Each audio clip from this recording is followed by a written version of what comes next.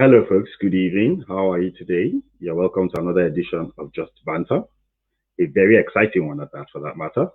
So, if you're watching this right now, I think you need to send messages to your friends and tell them time to tune in, time to watch what's going on.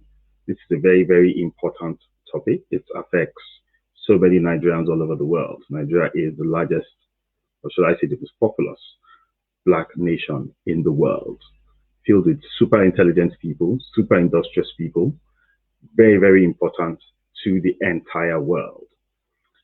But before we start, I'd first like to say Happy Father's Day to all the fathers that are out there, even the ones that are joining us tonight. Everybody probably has children or they have nephews and nieces, so they're fathers one way or the other. And we hope that fathers will continue to play an intelligent and solid role in the lives of children all over the world. A lot of women complain about fathers and all that, but they forget that they get most of the accolades all the time. Everything is my mother, my mother, my mother. Not so. Let's not downplay the role of fathers in what they do in society. Also, would like to render a very big apology for not being able to go live last week. We are beginning to find it a bit difficult to interview live guests from Nigeria because internet connection just seems to be getting worse and worse. Not that it is an indictment, on Nigeria. Technology fails here and there, even where we are, in the Western world. I'm in Dublin at the moment, so technology fails us. A lot has been happening in Nigeria in recent times. Most of it centered around the issue of governance. A lot of people have been lamenting, complaining about, the cost of living in Nigeria. Some of those things stem back as far as the Biafran War. Nigerians have always had something to complain about when it comes to Nigeria. If the North is not complaining today, the West is complaining. If the West is not complaining, South is complaining. If the South is not complaining, the Southeast is complaining. But today, we are going to be talking about Biafra, the call for Biafra. Now, Biafra, officially the Republic of Biafra, was a secessionist state in West Africa that existed from May 1967 to January 1970 during the Nigerian Civil War. Its territory consisted of the eastern region of Nigeria at that time. Now, after Biafra's declaration of independence, Nigeria declared a war on the nascent state, defeating them in the Nigerian Civil War and reuniting the two states. Biafra was recognized by a few countries, Gabon, Haiti, Ivory Coast, Tanzania, Zambia, etc. Now, some of the countries that gave support to Biafra at that time were France, Spain, Portugal, and I can name a few more, including the Vatican City. But as things always happen, there must be a victor in every war. Now, at that time, the then head of state, General Yakubu Gowon, declared a no victor, no vanquished. But that no victor, no vanquished, I don't think it sufficed for most people that come from the southeast region of Nigeria, because over and over and over again, the call for Biafra keeps popping up.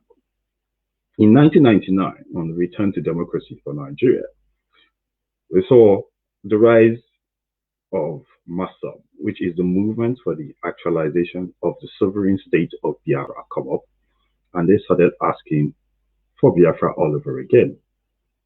Somewhere along the line, MASSOB had issues and all of that. Ralph Wazirike, who then was heading the MASSOB organization, was jailed. And from the ashes of MASSOB rose IPOB, which is the Indigenous People of Biafra. IPOB has been very, very, very strong in agitating for the call for Biafra. Tonight, we're going to be talking to two gentlemen who have opposing views. Well, I wouldn't say opposing. I'll let you, the viewers, decide that, whether they are opposing or not. But people have their own individual opinions when it comes to certain things in life. Now, the UN Charter says that people have a right, to self-governance, to self-determination. But at the same time, that right to self-determination should not be at, a risk to the others, who they either share an association with or are doing business with, one way or the other. So we have two very intelligent, very articulate gentlemen who are on tonight Both of them, not incidentally, are from the southeastern parts of Nigeria. One of them, his name is Ukachukwu Okorie. Ukachukwu Okorie speaks for Biafra, so to speak, for IPOB. He's been very, very consistent. He's been very, very vocal about the call for Biafra. And then we also have Douglas Ike Moore. I don't want to call the full Ike. Let me not go and make a mistake. So I'm just going to bring both of them on screen right now. Hello, Douglas. Hello, Ukachukwu. How are you? Hello. Now, okay. I'm not sure whose device, is causing the echo there. So I'm just going to test this very briefly by muting somebody and then test it. Yes, hello, Ukachukwu, can you hear me now? Yeah, I can hear you clearly. Okay, loud and clear. Okay, all right. So, Douglas, I think that echo is from your end. So we can try and work on that while we are talking. So now, yeah. So now, tonight we're discussing the call for Biafra, three sides of a coin. For most people think that a coin has two sides. But actually, a coin has three sides. So a coin has the first face, it has the second face, and then it has the edge. So tonight, Ukachukwu is going to be talking from one side of the coin. Douglas Ike Moore is going to be talking from the second side of the coin. Myself, I'm on the edge. So I'm just going to be listening to both gentlemen talking about the issue of Biafra. Now, I'll first start with Ukachukwu. Ukachukwu, this call for Biafra, what exactly is it about?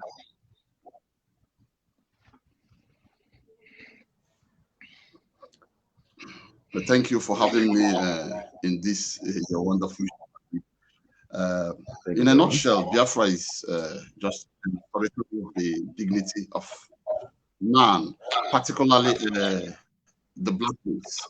So when we say this, we say it with authenticity and courage. We've seen the checkered history of the black race from the time of slavery to colonialism, the time the Europeans got into the hinterland, and the end of colonialism.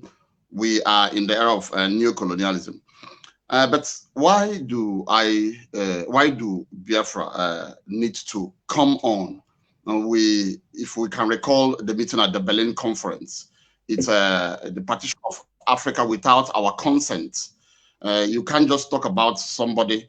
You want to talk about his progress, his future without his consent. That is why we are wallowing today. It looks like there's no progress in Africa. Tribes, ethnic nations packed together and they are forced or whatever. I can't say they are encouraged to succeed. Recently, in one of our editions in Africa World newspaper, I asked this question in the article, that if you bring Ireland, for instance, Great Britain, Germany, and Spain together, or Poland together as a country, will there be peace? This is what we need to be asking about Nigeria. Nigeria is a country of more than 300 nations that are distinct in culture, in language, in ways of life, and we are being forced to live together. It wouldn't work. There will always be competition and conflict. This is the core issue of the difficulty in Africa and the conflict. That's the remote cause, but we don't look at that. So when we talk about Biafra, Biafra is all about natural kith and kin coming together. They understand themselves. They have a peculiar identity. They know how things work for them. They can move together. It's like a family where you have brothers. In as much as there are in the family, you have 5 sons. One can be a medical doctor. The other one can be a lawyer. The other one can be a carpenter. And another one bricklayer. They may have differences in occupation and thoughts, but they share a common identity, and they can easily protect their heritage. That is what Biafra is all about. Biafra is, the march to Biafra is to restore the dignity of man, and particularly that of the black race. Okay. Now, Douglas, Ike Moore. Douglas, we have seen the call for Biafra being a bone of contention when it comes to the Nigerian state. A lot of people have been wondering, where will this lead in terms of the fragmentation of the country? Now, to my understanding, not everybody that is from Southeast Nigeria supports the issue of fragmentation of the country, hence, the creation of the state of Biafra. Why is that so? Yeah, thanks very much, Habeeb, for the opportunity to be part of this discussion. So I would say that I agree with most of the things that my brother has said here, because he's my brother by virtue of we come from the same we are Igbos, let me use that word, from the Eastern, and we represent Biafra, whether quote unquote, but the problem, like if I want to answer your question, the problem is not everyone that agrees to that belief that by creating, by kind of creating a tribal nation will make you more successful. So because what you're calling for is more like a complete one tribe nation. And there are so many reasons why. Not because if it's workable, I think anything that is workable, I will support it. But one of the reasons why most of us are yet to see a strong reason to back such a tribal nation is because of some of the things we've experienced, even as Nigeria is made up of 36 states. Yeah. And out of those 36 states, you have, in the east, you have Abia, Imo, and you have Enugu and the rest of them. Within these states, the federal government, you have state governors, and you have local government chairmen. And we have not been successful. Let me say we have not been successful as in people in running, being part of such a system. The governors of, for instance, Abia State have not been able to deliver the dividends of democracy. And Abia State is not ruled by a Kanuri man or by a Fulani man. It's by an Igbo man. And we are Igbos living in Abia. We are not living under a Hausa or Fulani caliphate, as a governor. And yet we are unable to help our brothers and sisters. Even though we have the power as governors, we have almost autonomous power, and we get funds to be able to build our society, make it look, if we want to make our society look like Japan or look like even Dubai, we have that power. We can create the IPOB or Biafra ideology within those states, but nobody has been able to show that we have the will, to be able to use our capability as a people. We are very resourceful people. Everybody knows we are very hardworking, and we will go to any length. We believe in excellence, but we have not been able to see that, show. Nobody among some of the governors I've mentioned, we've not been able to prove that we can do that. So it's difficult for me to agree that having a tribal Biafra nation will solve these problems overnight. If someone can explain to me why this is happening, let me just have a good explanation. Then I will say, okay, fine, I understand why. I don't know why. So that's my difficulty. Okay, so I'll let Ukachukwu answer that. Ukachukwu? Yes, Douglas, my brother, I want to help you understand fully. because you mentioned important things here. But look, it's a very simple thing. They say they give a dog a bad name in order to hang it. But before then, I want to clear something. He said Biafra. Biafra is not a tribal nation. It's not. But you know, there's a lot of propaganda coming on in order to puncture the argument. Whatever, Biafra is the time for Biafra has come because Nigeria has failed as a country. Any house that doesn't stand on a good foundation cannot stand. I want you to make a reference to the Wilkinson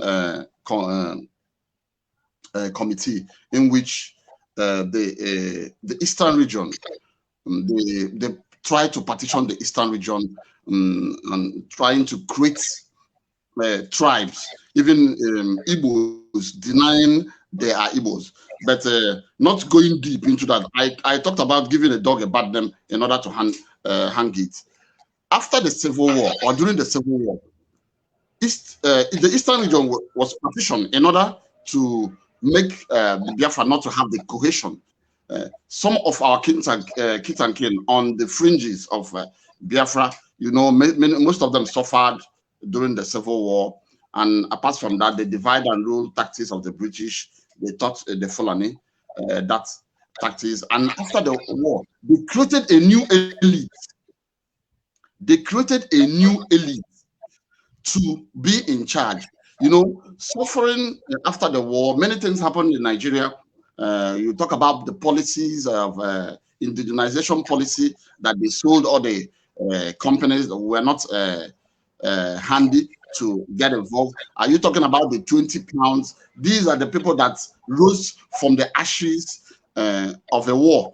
And people were empowered, the likes, the saboteurs that were propped up during the march to Biafra, the likes of Asika. Most of the people you are seeing today, they are products of that sabotage heritage. There's no free and fair elections in Nigeria. When you talk about the Nigeria local government, states, on what structure was it created? Was it where the people consulted? We often talk about the constitution, the 1999 constitution. Who made the 1999 constitution? Were we ever consulted? It was a group of people just scribble down what they call constitution and muzzle it on us to keep following. There's no free and fair election. Look at Imo State. If we are talking about the states are not doing anything, the local governments are not doing anything, are we expecting anything good from the Supreme Court governor, a contestant who took fourth position in an election, suddenly becoming a substantive governor? What do you expect from him? Because his authority, the source of his authority, comes from those who imposed him on the people. And mind you, before then, I saw all these things coming. I had talks about, I made it public, but you know, Nigeria is a very weak state. They removed the chief judge on flimsy excuses and imposed their own judge because they knew that these things were coming. And the new judge, the judge, the man they called the chief judge, now imposed the Supreme Court governor. So what do you expect? Do you expect this kind of person to roll out infrastructures? Look at what is happening in Imo State. Imo State has been turned into a war-torn area. People are being killed. I mean, if Nigeria were to go well, there wouldn't be the cry for Biafra. So Biafra is a child whose time has come. Nigeria is a failed state. Everybody knows that Nigeria is a failed state. All across the world, there are Nigerians everywhere, including my brother, Ike. Because if Nigeria were working well, he's an IT. He will be in Nigeria. No, he will bring his expertise down to Nigeria. Let me clarify something here. In the first place, when it comes to the issue of the removal of the chief judge, a lot of people would look at it from a tribal position. A lot of people will look at hold on. A lot of people will look at it from a tribal sentiment. A lot of people will look at it from the position of empathy. A lot of people would also be of the opinion that it was high-handed. Now, the problem we have kept on having in a country that's as blessed as Nigeria is when we know or we can see evidence that somebody is culpable for whatever it is that the person is doing. But for one reason or the other, we decide not to be objective and then we support that person. When somebody has committed a crime, now this is my own opinion, it is not the opinion of Just Banter or from a radio, I'm just speaking for myself.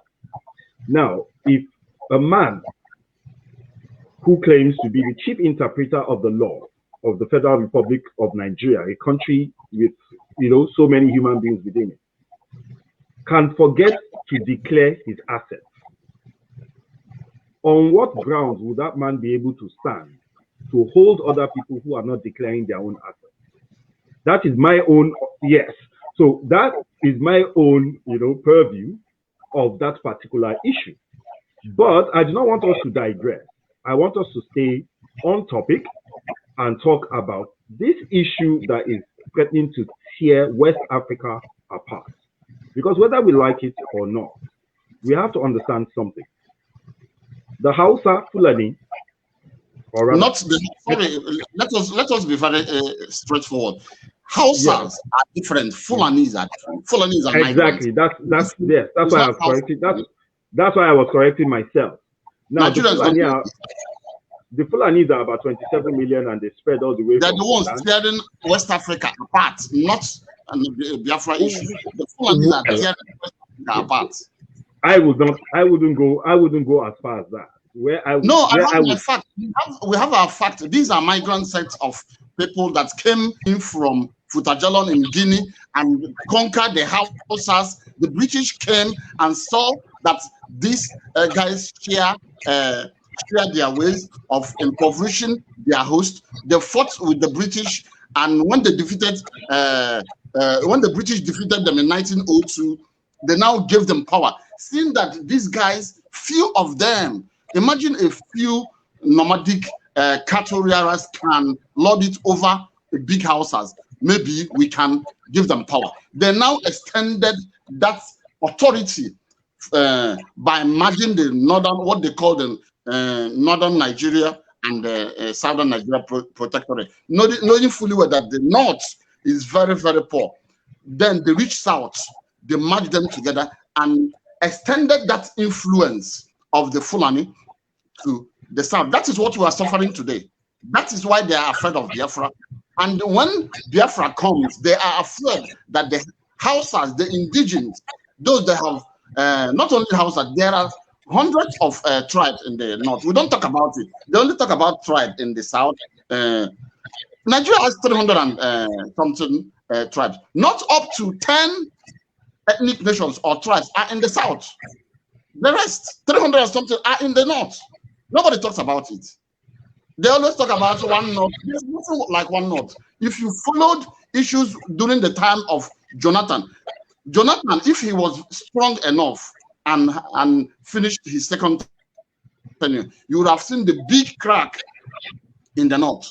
Because for the first time, Nigerians wanted to see that, okay, so the north is not really one, no, because there's not a one north. It's just that the British rigged election, imposed the Fulani on the entire Nigeria, and that is what we are suffering today. Look at, they want Ruga, they want Fulani settlement across. This thing is anarchy. So what we are trying to do is to protect our land. They've been killing. Who kills?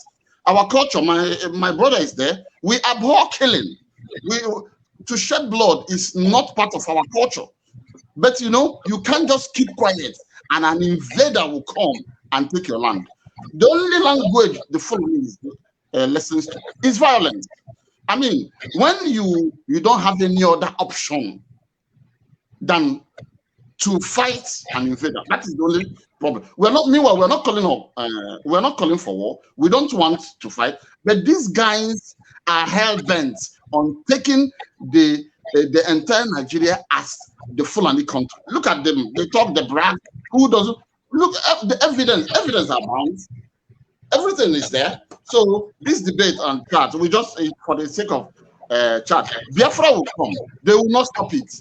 Whatever anybody likes it, likes, whether they like it or not, it will come. It's there's both physical, spiritual, and economic implications on the coming of Biafra. It will come. Ukachukwu, hold on. Now, Douglas, I will call you Douglas. You're Ike. Ike. Today. Ike. Now, Ukachukwu has made several points. I don't know, whether to agree with him or not. But I will ask you this. From what Ukachukwu is saying, it seems that the major angst of the Biafran agitators is the fact that they feel that they are not having adequate participation in their own development as a people. Fingers are being pointed, at this point.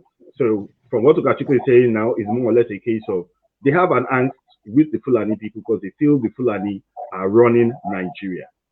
Are you of the same opinion? Thank you very much. So I don't think that the rest of Nigeria, not just Igbo, are being treated fairly when it comes to appointments. Let's use appointments. And also when you talk about marginalization, I don't know the spectrum of marginalization. What spectrum are we talking about? Are we talking about political marginalization? Are we talking about marginalization in the schools or, but I think mostly when you talk about marginalization, it's just the politics. Politicians are, crying. We are not represented. So to me, I see it as more of politics, even though it's clear that a lot of the other groups are not well represented when it comes to appointment in the Nigerian government. So who are you saying? Sorry, who are you inadvertently saying is not treating the other groups fairly? Is it a group of people, or is it a section of the country? It looks like the northern part of the country is dominating dominating the when it comes to political appointment. Lately you're getting more appointments, not going to the south or to the other tribes. I don't have statistics, but based on the things I've read, I've seen, it appears to be, going in that direction, which I don't think is fair. But the only thing I don't agree, even though it's not fair. The other thing he mentioned, Ukachukwu mentioned something about the Fulanese have an agenda to run over the whole, country, including the East, and take us hostage. I have not seen any intelligence, to be able to substantiate that claim, even though I hear people say all kinds of things. I think it's a kind of, will I call it propaganda, in order to be able to get more people to, back this, agenda, whatever we're trying to get through IPOB, that their Fulanis are coming and they plan, what they have in the agenda is to destroy the whole East, take over our land and make us, almost run us over and we don't exist. I don't think that is true. If I'm able to see intelligence to support that, maybe I will, but right now I haven't seen anything to support that. So, and the other thing I don't agree with is that you must use force. You must go to battle to be able to regain your land. I don't think we are in the 21st century. I believe that if Biafra or IPOB is well organized, as we have intelligent people, we can be able to actualize Biafra if we go about it in a non-violent way. So it's not that I disagree with the Biafra or IPOB.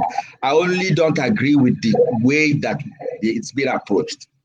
And the reasons behind the call for people to become violent, I don't completely agree with them, because there's no evidence to show that the Fulanis have a grand plan to destroy the whole of the East, take us hostage, which is what is out there. I don't know if you've heard it, Habeeb. I'm sure Ukachukwu will explain, throw more light to that and give us some evidence to substantiate, that Fulanis they have a master arrangement that to wipe away the whole of the East and take our land hostage. So there's no room for that. There is no room for organized. Yeah. Ukachukwu. Now, hold on. The Fulani have a population of roughly about 27 million. That 27 million, they stretch all the way from Sudan all the way to Senegal. So it's only a small proportion of the Fulani that are in Nigeria.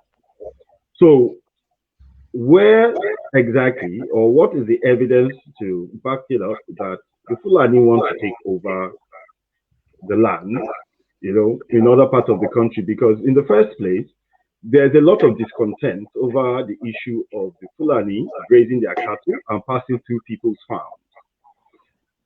The federal government looked at it and said, okay, let them set up Ruga. Ruga is supposed to be ranches so that they can stop the issue of this cattle being run through people's farms. Now, instead of people to look at it, no, let me finish. Instead of people to look at it from that point of view, but they think it is a colonization. Go ahead. Yeah, look, when we talk about ranches, Ruga, and this is a personal business. Why are we are we not even ashamed that in this age, in this era, we are talking about cow business? How much does cow bring into the national coffers? We should be talking about how to get to the moon, how to get to the Mars, technological advancements. My brother is an IT expert. Green economy. Are we not supposed to be talking about the green economy? Now, many countries are rolling out ideas and policies that will jettison oil and the conventional way of boosting their economy. We are here talking about cow, Ruga, and others. I'm ashamed, to have been in a country with these people. And let me come to that. We don't want to wait for the case of what happened to the Hausas. The Hausas were deceived. In the 18th century, when Yunfa, when Gobert fell, we don't want that. Look at the Hausas. Nobody talks about the Hausas. Don't talk. Go to the north. When we talk about one north, who are the Almajiris? Who are the downtrodden in the north? You, in your own fatherland, you are as poor as a pauper. You are wretchedly poor. Go across north. It's all the Fulani. I did my youth service in Sokoto. That was the first time I went into deep north, and I saw the whole mess.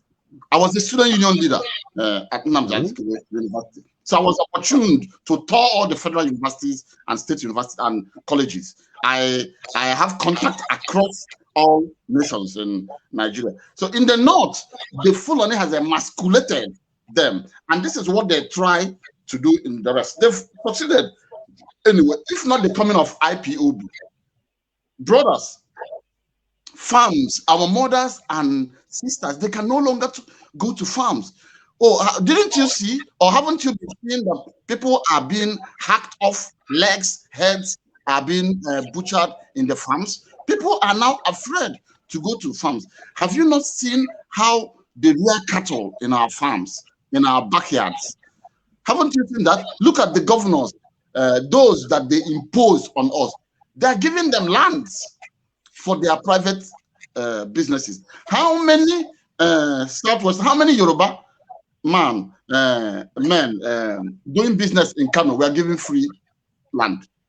How many TV people that are doing business that were given free land? Why must we give them free land? What is cattle going to bring to the survival of the country? I mean, we should be talking with senses. We don't want to become the Kwara Yorubas who has been emasculated. You know how the Ariana Kakamfo betrayed the Alafin, and you saw what happened. Today, the Gambaris are in charge of of Kwara. A lot. This is a Yoruba city, but the loyalty is to the Fulani. If not that the Yorubas fought seriously, the Fulani would have permeated and gone deeper when Oyo Empire fell. So let me not delve into history because I'm conversant with history, particularly that of Nigeria. So we don't want to make that mistake. And the Fulani are very, very deceptive. There's what I call the sexual jihad. Because of the peculiarity of their actions, they are now adopting what I call sexual jihad. They try to borrow what the Turks did, but they are not smart. The Fulanis are not smart. Because if the Fulanis are smart, you know, they would have fixed Nigeria. Everybody would have just shut up. Nobody would challenge them. They will take over Nigeria and emasculate all tribes smoothly by fixing the infrastructures. Go to the north. When I say sexual jihad, almost every northern family have Fulani offspring there. That is what they do. Okay, and they're extending it now, Ukachukwu, let me ask you a question. Allow me to make a point. This point is very, very important. This point is very important. This sexual jihad, that is why they control all the resources in Nigeria, because Nigeria is a very rich country. It's rich in human and material resources. So they control all the parastatals. You see all the Fulani guys in the ministries, they're controlling millions of dollars. They have access to wealth. They are now sharing our wealth. For many of our graduates, when they travel to the north, you know what happens? I don't want to say these things publicly. If you go to YouTube, I made a video on sexual jihad. They are using it to permeate into families, apart from the adoption of the Islamic system, whereby they marry underage people. And when women bear their offsprings, do you expect revolt from that? You don't do that. There are a lot of things to talk about. Go to Middle Belt. Middle Belt, every day, hundreds die. Families are massacred, pushed out of their land. They take their land and rename it. Is it what you want us to wait for in the East? We cannot do that. They say they want to dip the Quran into the Atlantic. They are not. They're going to shove it up their ass. It is not going to happen. Our generation. Okay, Ukachukwu, hold on. Ukachukwu, hold on. Please hold on there. Now, before we started, we had a discussion, and we will try to keep this as civil as possible. Now, people have the right. No, wait. Hold on. People have a right to free speech. But the free speech, what free speech is supposed to do, is supposed to give a level playing field for all parties to be able to express themselves adequately. Now, you have spoken extensively about the Fulani. Are the Fulani the problem of Nigeria? Yes. No. Okay. Just a yes or no. Now, yes. Are the Fulani okay? Okay. Are the Fulani the problem of Biafra? They are not fully, but partly. They are not fully, but partly. Yes. Okay. Now, from my own experience, yeah, we need to go on a quick commercial break, but I'll just quickly say this. From my own experience in Nigeria, yeah, I'm not sure if Ike can attest to that, but I'm sure you should be able to attest to what I'm about to say. You have a lot of corruption going on in Nigeria. Now, when people are sharing money in Nigeria for whatever corrupt practices that they partake in, we have noticed that there are no tribes involved. They all speak the same language when they are sharing money, especially at night. Finish your point. I will correct you. You understand? Especially at night. No, your correction is your own opinion. No, it's not my own opinion. This is your opinion. No. Hold on. It's your opinion.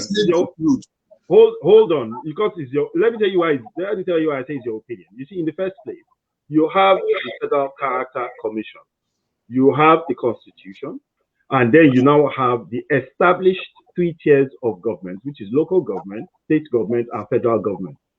Now, at each level, you have representatives of the peoples, the indigenous peoples all over the country.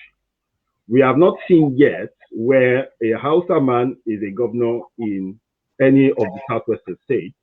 We have not seen where a man from the southwestern states is a governor or a senator in but you have the seen south. where a fourth place gubernatorial candidate became a governor in my state. Yeah, but it's not from the southwest. It's not. It didn't happen in all the states. It happened in one state, and we agree that it wasn't right. I mean, but it didn't happen in all the states. Okay. Do we have free and fair? Well, let me make one point here. Okay.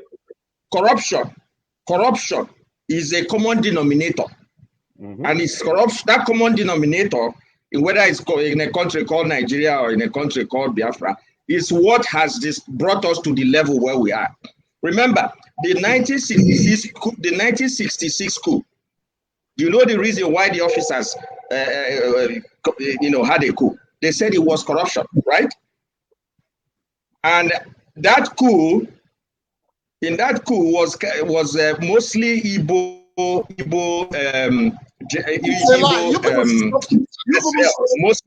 of them were Igbos. You people should stop this narrative.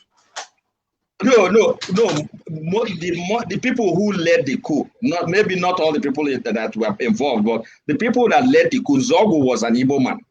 And during the coup, they killed the major kingpins, Sir Ahmadu Bello, Sardauna of Sokoto, and so many other governors. Okay? And then the problem started. The killings started, based on tribal. It looked as if that coup was a tribally motivated coup. And then the killing started. Can I correct you? No. Ukachukwu, let him finish. Ukachukwu, please let him finish. When you talk, I just listen. So that killing continued until it drove us into a war. And there were so many other reasons why we went for why the war happened. Okay? And after the war, a new Nigeria was reconstituted, and we have not yet solved the problem of corruption. Everybody shares in that single enemy that is called corruption. It affects all of us, and all of us are involved in it. Whether it is Northern, whether it is Igbo, whether it is Yoruba, we are all part of the things that have continuously destroyed the fabric of this nation. So, okay, all right. Like I said, I always want facts. I need facts to be able to. I'm giving you facts. Sorry, gentlemen. We are going to take a very quick commercial break, and when we come back, we will pick up from where we left off. I will give him the fact, to puncture. We'll pick up where you will have the opportunity. Ukachukwu will be back shortly after this. Okay.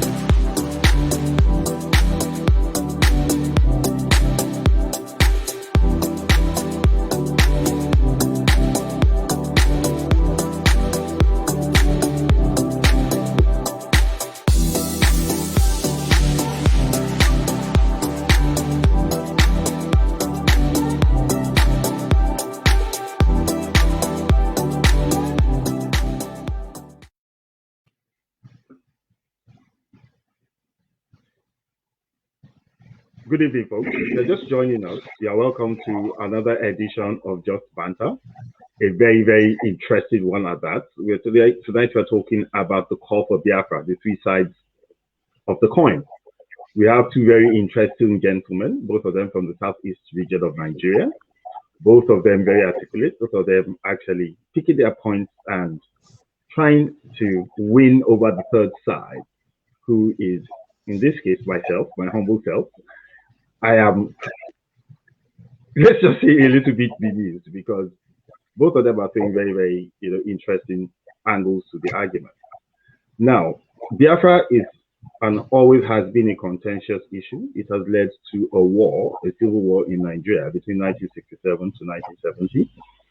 Over 2 million people died in that war in the southeastern region of Nigeria alone. 75% roughly of the people that died in that war were children.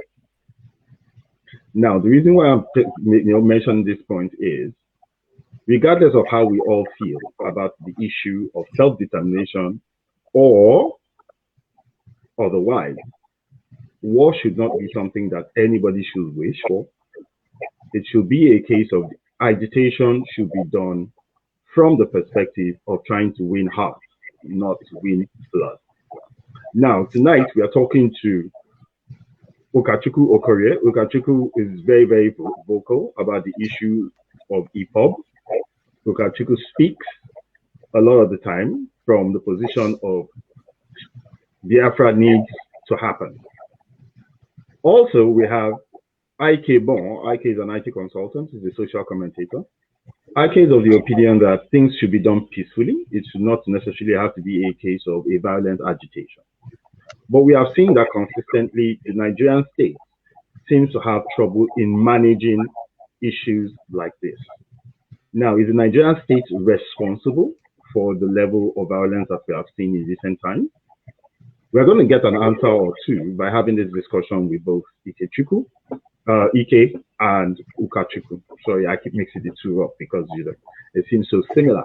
Now, gentlemen, I'll first start with Ike because it was Ike that made the last point before we went on that big commercial. Thank you very much, Habeeb. And welcome now, to Ike, yeah. Now, Ike, if people have a right to self-determination, like we stated from the very beginning, but a lot of people have been saying, even if you do have a right to self-determination, should it be done peacefully, or should it be done the way it was done in 1967 and it led to a war? You have elected officials at every tier of government in Nigeria. Why are the elected officials not calling for a referendum, for instance, for people to vote and say, okay, you know what? We need to have our own state of Biafra. Why don't you have elected officials doing that? Well, to be honest with you, Habeeb, the situation in Nigeria calls for a radical approach to achieve whatever you want to achieve. Because like you mentioned, the political class seem to be unperturbed. I mean, there's a lot of problems in Nigeria. I mean, we sing about these things every day. And this situation we find ourselves in, now we have a strong agitation for IPOB to separatists, I will use that word, to separate from Nigeria and from their own country, is, even though it's violent, what I don't like is that it's violent. But, knowing what the Nigerian state is, how they handle situations, I mean, you can't continue to just hang on there and look at these fraudulent politicians, continue to allow the country and people to suffer, because people are suffering. The country is continuously being, destroyed economically and otherwise. You understand? So the problem is the attitude of the ruling class in coming, forward to address these issues, because they require urgent attention. You see, there is nothing wrong in somebody asking for self-determination. I mean, based on what is going on in Nigeria, I don't expect anybody to say anything against somebody who wants to secede, because the situation in the country is not encouraging, because the ruling class or the politicians are not even, coming forward to see, let us find a way to solve this. But the only problem is, it's a very complex situation. Violence will only lead to more shedding of blood. And also, the state government or the federal government might also come in to try to say, oh, we want to maintain the sovereignty of this state, and there'll be more shedding of blood, which is not going to produce any result, any real result for what we are looking for. So it's a little bit of a complex situation, because the people who are supposed to come in and we have a dialogue naturally they are not showing concern. But I think the way IPOB is doing it, maybe they will be forced to call, people to the table and have this discussion, because it seems like that's the only way this is going to happen. Because if you leave it and you leave the elite, they will keep dancing on one bed, Nigeria, and they will keep laughing, and things will continue to go worse. So I think this might just be the only way to go about it. To be honest with you, you understand? Yeah, even though blood, people will die. But that may bring attention, you understand, to bring people to the table, because the more you see that all this violence and all these things happening, then you will invite people and say, because if you allow these guys, I mean, we've been with them for how many years now? And they have never shown any concern for the things happening in the country. And the country has continued to decay and, to the level where we are now. And it's really bad. What brought us out of the country is the same thing that is so many years after we left. It's even happening. Worse things are happening daily. So it's kind of complex that if you sit and go say you want to dialogue, you are playing into the hands of rattlesnakes, because that's what I call these people. They are masters of this game. They will, kind of continue in the way they've always done, manipulate. They are manipulative. They will manipulate people, settle people, destroy the whole system, and it will continue to, go downhill. So I don't think, there's a way out and of this that, a dialogue will solve, just asking government to call a conference or something like that. This violence might just be the only way. I don't know, but it looks like. But I'm not surprised. Okay. All right, Doctor. Ukachukwu. Now, a lot of people have had issues with the strategy that IPOB is using in terms of trying to call for Biafra. Now, the question is this: is there no better way, no better strategy to try to achieve the actualization of Biafra in a civil manner, without the recourse to violence? You see, thank you for that question, but I still have to put that question back to you, Eyinola. You are a media man. What have we not done? My brother Ike said something about coming to a round table.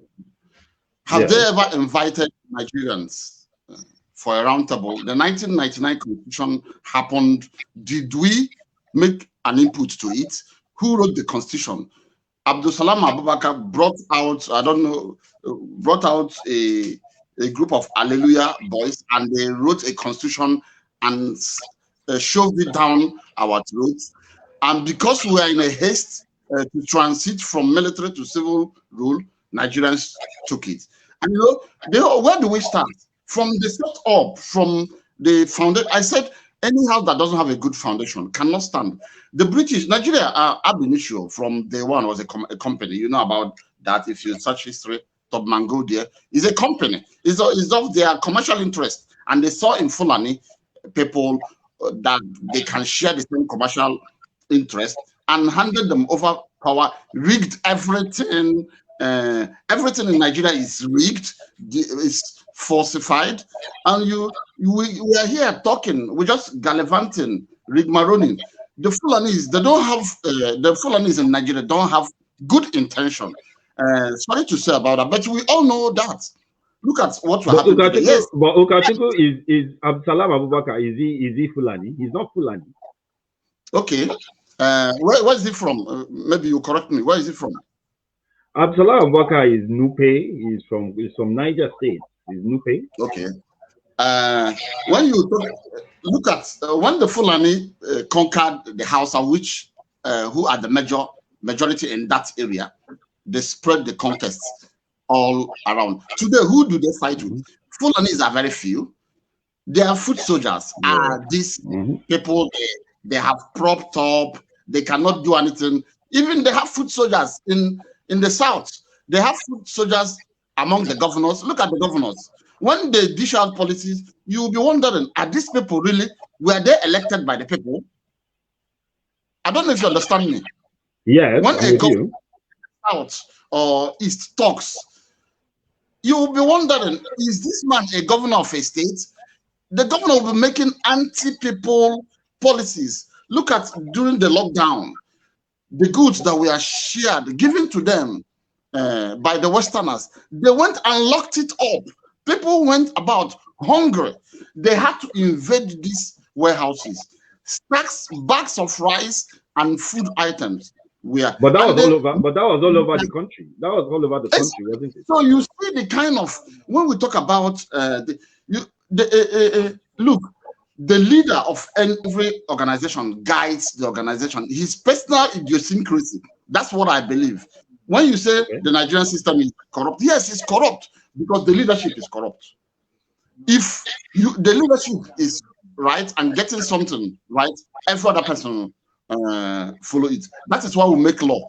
When you obey law, when people go to prison for breaking down the law, then the man on the street will be scared. If Babangida will be sent to prison for stealing, if Abdul Salam will be sent to prison for stealing because of the fact that he wants to transit Nigeria from military to civil rule, Abdul Salam liquidated Nigeria's reserve, stole Nigeria dry, and many other. Look at, they are still doing to look at the one that is in Arsenal, they call Buhari.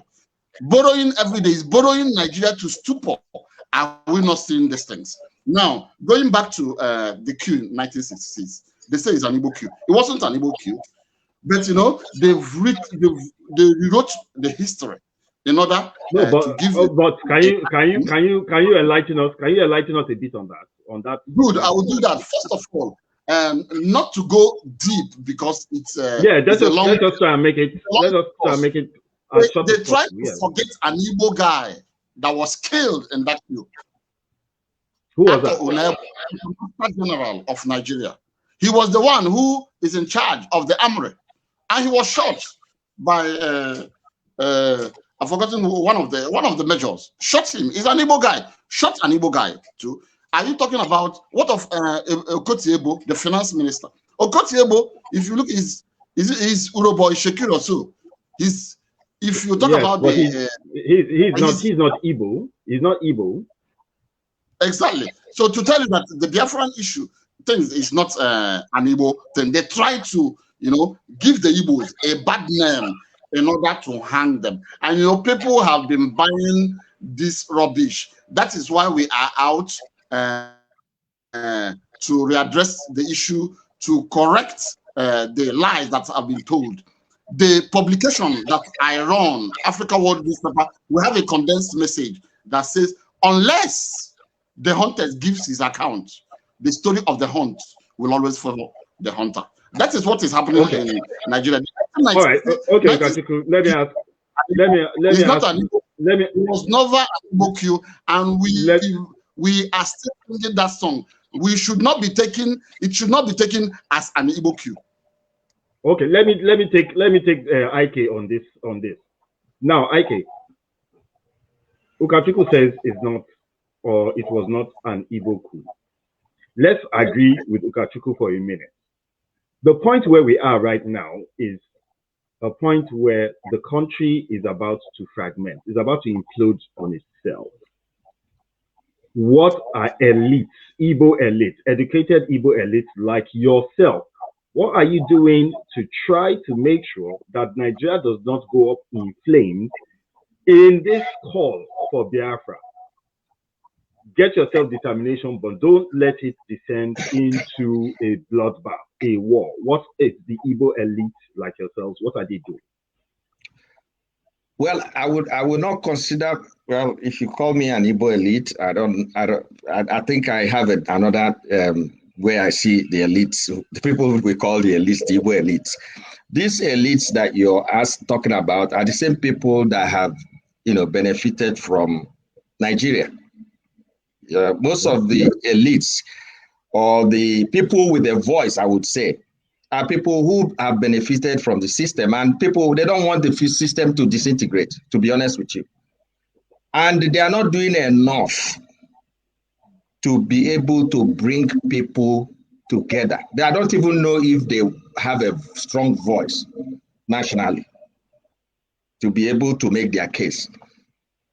And there is no, will I say, an organized elite group within the country, like the Hausa, I mean, the Yorubas, the Igbos, working together, because this thing requires actually all the groups working together and addressing this issue.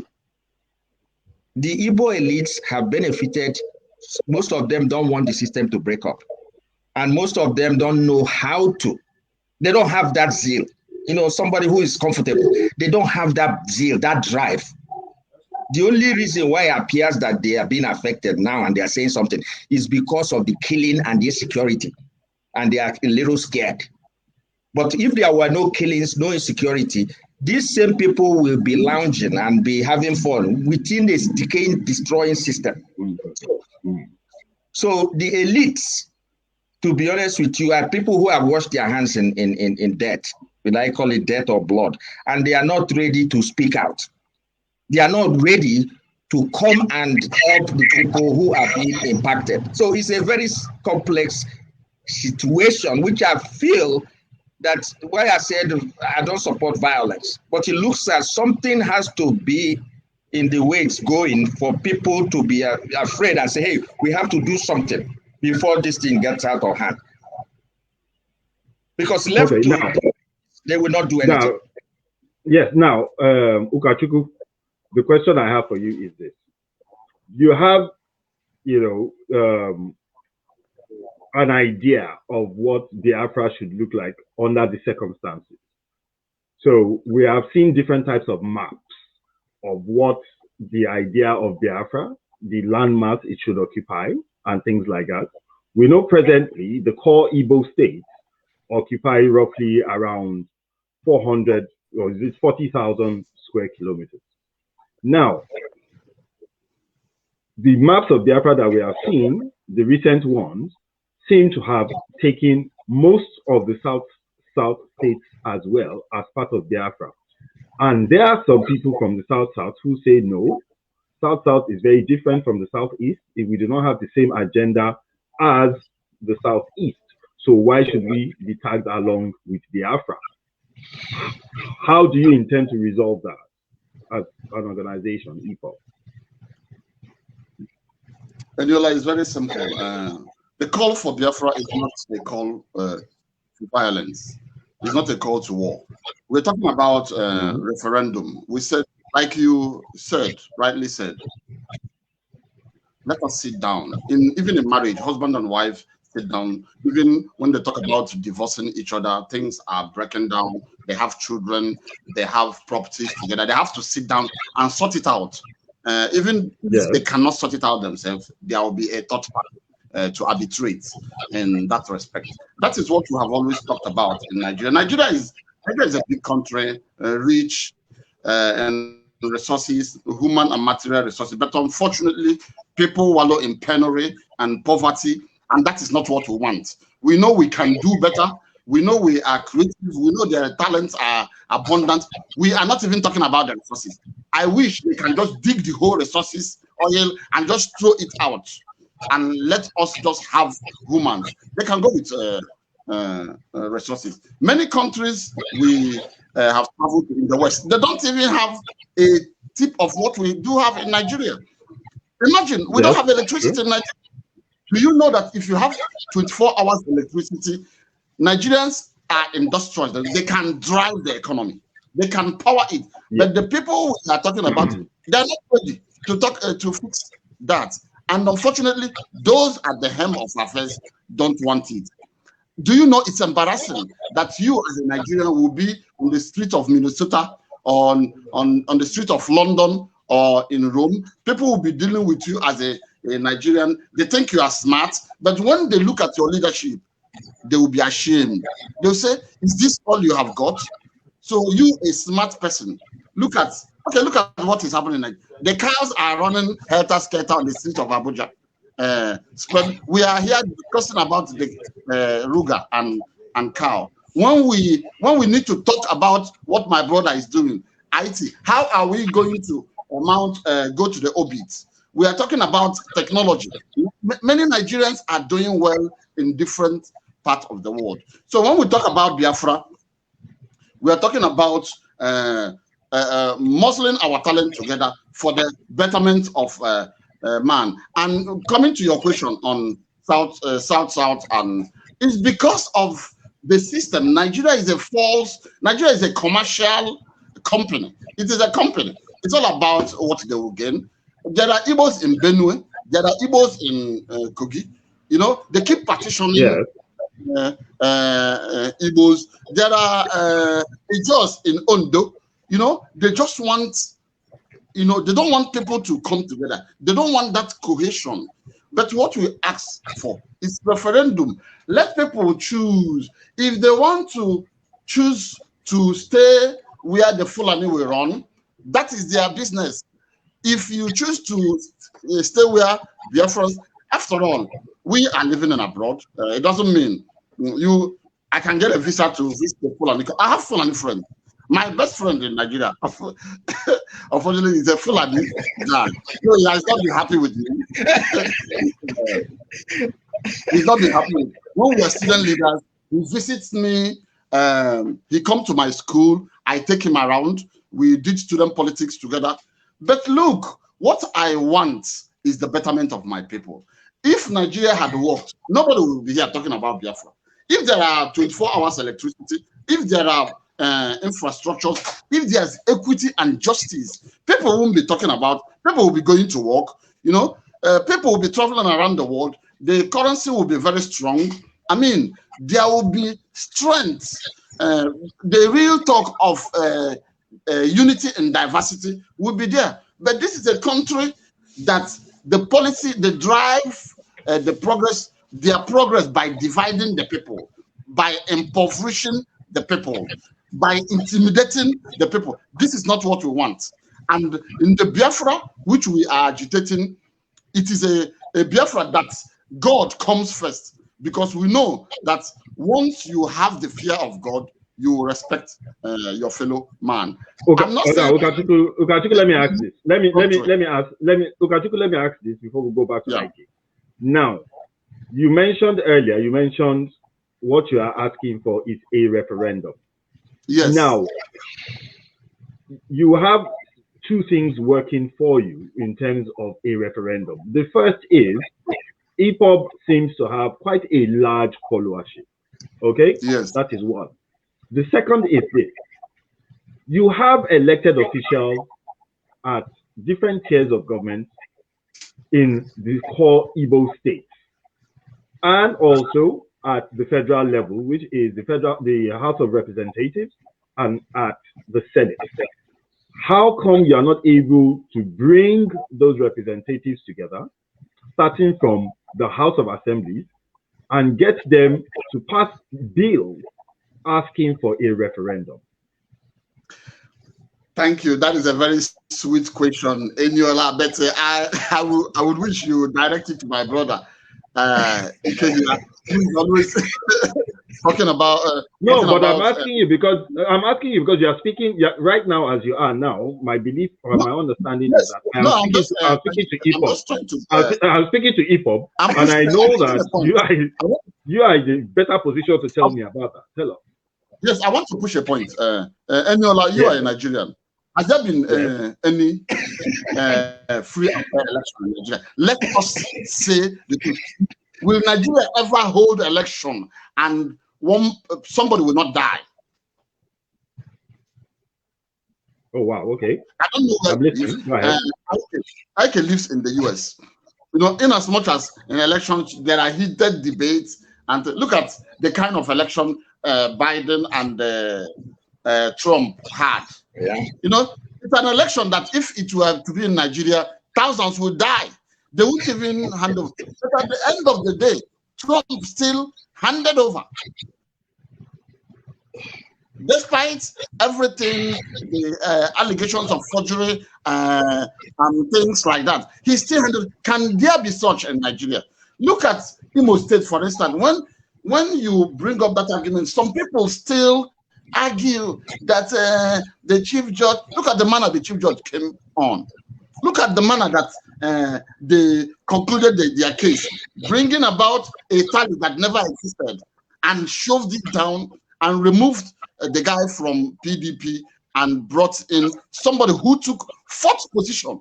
Is that not a shameful thing? The problem is that those running Nigeria are not ashamed, you know. And there's a proverb in my place that when you start exchanging word like a madman, what does the bystander and onlooker take you for? Another mad person. Oh, definitely, yes. Look at the people running Nigeria. They are mad. It's criminals. When you talk about the leaders in the assembly make laws, and these are criminals. Some of them at the turn of this this period, 1999, many 419ers, criminals, came in and took positions and became politicians, and they've been sustaining that. Do you have any evidence to support that?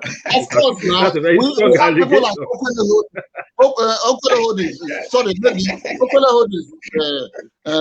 He died. He was a lawmaker. This same governor of Imo State, it's been alleged that he was a driver. Okorie was a known 419. He was a celebrated 419er in Nigeria. Ukachukwu. There are many of them. Ukachukwu.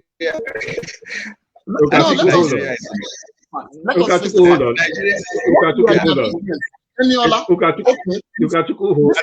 is the country whereby I think Nigeria is at the point. Nigeria is at the point of breakup. Let me use that word. so that It's at the point of that something has to happen. If you go back in history, in some countries it was revolution, in some countries it was war. But we're not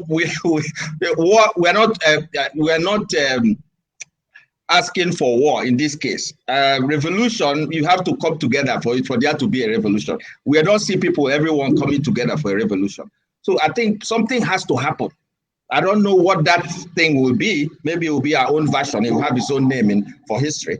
But something has to happen because the elites, like you said, the representatives, they don't represent anyone. They're criminals. Most of them are criminals. We know that. Like he's mentioned, we all know this. We all share in this. It's not an Igbo thing. It's not a Yoruba thing. It's not an Hausa thing.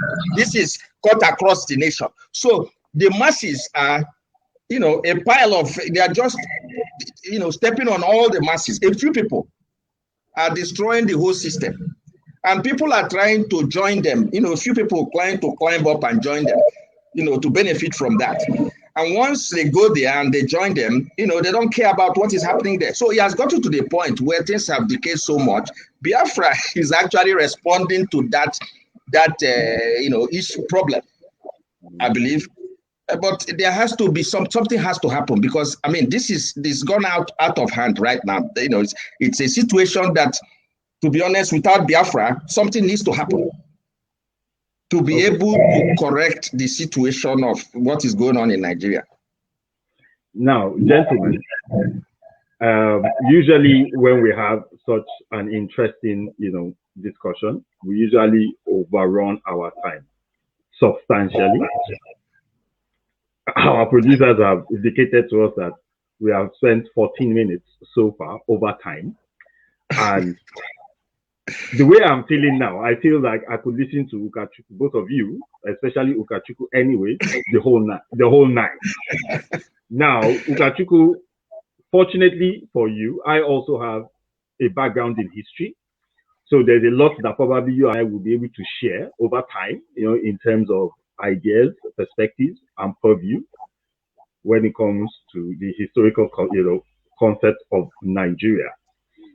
But for tonight, I have been enlightened about several aspects of the entire IPOB issue. We have not spoken about Indigo. We have only spoken about IPOB. I wish that we had enough time to now go to the next part of the conversation, which should be about Indigo and the stance of Indigo as a whole in the call for Biafra, what it means for Indigo, what it means for Nigeria, and what it means for Africa as a whole. Because a destabilized Nigeria means a destabilized Africa, more or less. The world cannot afford to see Nigeria go down the path of violence. You and I do not want to see Nigeria go down the path of violence because we don't know where it's going to touch us. Hence, everybody has to be a bit careful with what they wish for. Like I stated at the beginning of the show, the UN Charter states that the people have a right to self-determination. Indigo has a right to self-determination.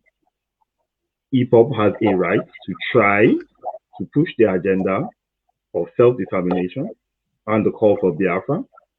The Nigerian state also has a right to defend itself, or rather to try to defend the integrity of the country, the entity called Nigeria. Hence the two opposing sides. This conversation is far from over. Very soon, we are going to try to get both of you again to come, and then let us continue this conversation on the level of not IPOB at this point in time, but on the level of Indigo as a whole. I appreciate both of you taking out the time to join us tonight. And like I said, I didn't want this to end, but it's out of my hands at this particular point in time.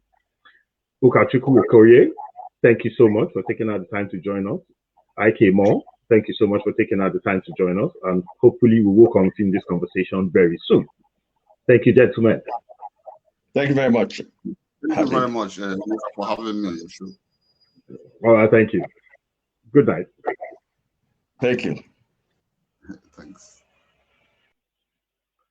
So, heated, interested, amazing discussion.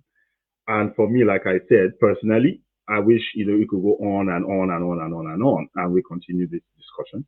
But unfortunately, producers have said, no, you can't go much further. You don't want to keep people sitting down and talking endlessly, or keep people sitting down and listening endlessly as well. Both of them cannot come up with a resolution to the issue that is on ground. They can only give their own perception on, the way forward when it comes to the issue of Biafra, secession, and then IPOB's strategy in agitating for the call for Biafra. We'd like to say a very big thank you to all of you for taking out the time to join us. And once again, we apologize for not being able to go live last weekend. We are working assiduously and trying to find a solution to being able to continuously interview guests from Nigeria in particular, irrespective of what the internet connection and all of that is. Maybe we might have to be on ground to actually do the interviews one-on-one. We don't know, but we are working on it, and we'll try our best to make sure that we continue to bring you current issues like this that are very pertinent to the survival and the prosperity of the nation state of Nigeria, or as the case may be going forward, Nigerians, and whatever else happens. We'll be watching, and I'm sure you all are watching as well. I hope the tension in the country is going to douse very soon. As usual, we always give our social messages before we go. We keep talking about the issue of rape. An issue happened not too long ago where, a lot of people, where this happened, where a celebrity or so, was caught or alleged to have molested a girl child of another quote-unquote celebrity. Please keep a very strong eye on your children. Look after them. Watch what it is that they say and what they don't say. Rape is something that devastates entire society, so we need to continuously fight against it. We need to protect our girl children. We need to protect our male children. We need to make sure that they live healthy, balanced lives. Now, happy Father's Day again. So fathers, please take an active role in the lives of your children. Try and keep an eye on your children the same way your spouses or your partners are keeping an eye on them, so that you will also be able to prevent this type of horrendous issues happening. COVID-19 is still real. If you haven't taken your jab, take it. Make sure you work on it. Try to keep safe. Still maintain a healthy distance. Still wear a face mask. Still wash your hands as often as you can. It is extremely important that we try to get back to normalcy, near normal as the case might be, because I personally am getting bored, you know, having to restrict my movements and all that. I like to move around. I like to see people. I like to engage with people.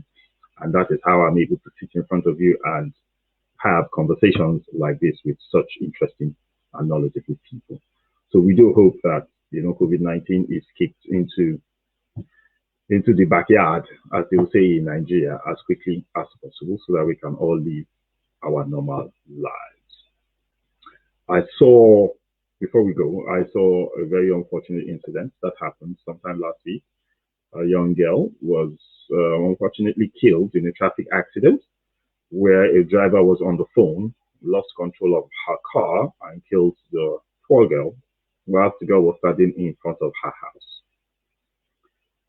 The matter is still ongoing. There seems to be a resolution of sorts coming on. So originally we were going to talk about that extensively earlier on in the show, but we decided to leave that out since there is a resolution coming. But we want to use this opportunity to extend our deep condolences to the mother and to her entire family on the loss of that poor young girl. Please, as much as you can, try to avoid using your mobile phone while driving. The situation could be as bad as drinking and driving because you could easily lose control of your car and innocent people could die. Thank you very much for taking our time to join us once again. You have a great night, and we will see you next week Sunday, where we will be having a very interesting guest on, and it's going to be the start of a new series. As a matter of fact, a new podcast where we'll be talking a lot about business. So yeah, I'll let the cat out of the bag. We have 2 podcasts now. Thank you very much for taking the time to join us. You have a great night, and we'll see you next week on Sunday, 8 p.m. at the same time. Good night.